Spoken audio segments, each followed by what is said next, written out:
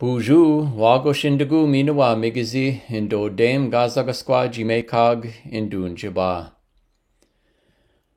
When we think of famous battles between Native Americans and the United States government, we think of Crazy Horse, Sitting Bull, Geronimo.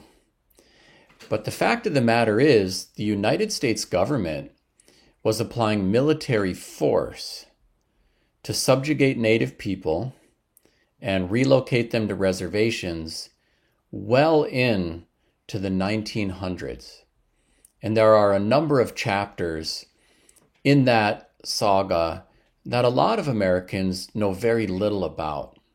One is with regard to the Yaqui Indians. The Yaqui are indigenous to the American Southwest and northern Mexico, and they had a really tough experience dealing with the Spanish and Mexican governments. Starting in 1533, Spanish conquistadors were trying to subjugate the Yaqui. After Mexico gained its independence from Spain, the Mexican government also continued to press the Yaqui, try to acquire their land, and confine them into smaller parts of their original territory.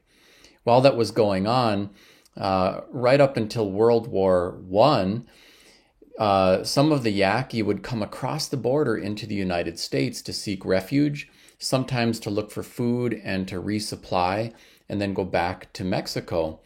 And at that point in time, the US-Mexican border was not policed by police. It was actually policed by the United States Army. And there was a unit called the 10th Cavalry, which is really quite famous in the Indian Wars. They were a segregated black unit, the so-called Buffalo Soldiers.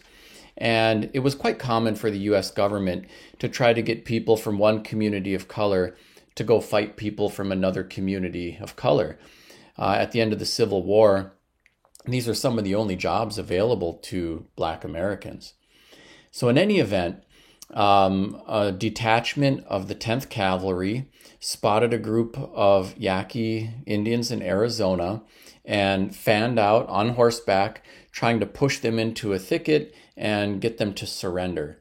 And as they enclosed in on them, a firefight broke out. And the 10th Cavalry dismounted and fought in the thickets and hiding around the rocks. And eventually, the natives put up a white flag and said, "Hey, we surrender." And when that happened, it became clear that there were actually only a dozen or so natives present in the Yaqui force there, and they were actually holding up the American advance so the rest of the Yaqui could escape. Amongst those who surrendered was an 11-year-old boy.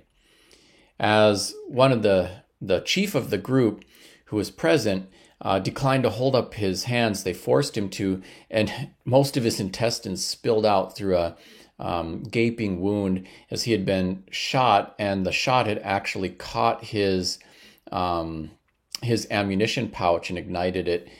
He ended up dying a few hours later, but there were no other casualties. The U.S. Army then treated the Yaqui as police prisoners. They served 30-day terms, and the rest were eventually released. But the remaining Yaqui people, who were indigenous in northern Mexico, had to endure continued bloodshed. In 1927, at the Battle of Cerro del Gallo, 12,000 Mexican troops descended on the Yaqui villages there, inflicting terrible damage and killing many, many people. In 1929, the Mexican government followed up with Air Force bombings of the indigenous communities. And it is just strange to think that while we think of blue-coated soldiers on horseback, the United States government had modern military equipped, ready to go off to World War I, fighting Indian wars, and the Mexican Army and Air Force continued the assault on indigenous communities, all of this in the 1900s. Thanks a lot for listening. Miigwech. Thanks for watching today. I'm Anton Troyer. Let's keep in touch. I'm active on social media, and my website has lots of information on my books, speaking engagements, free Ojibwe language resources, resources for teachers, and more. Miigwech.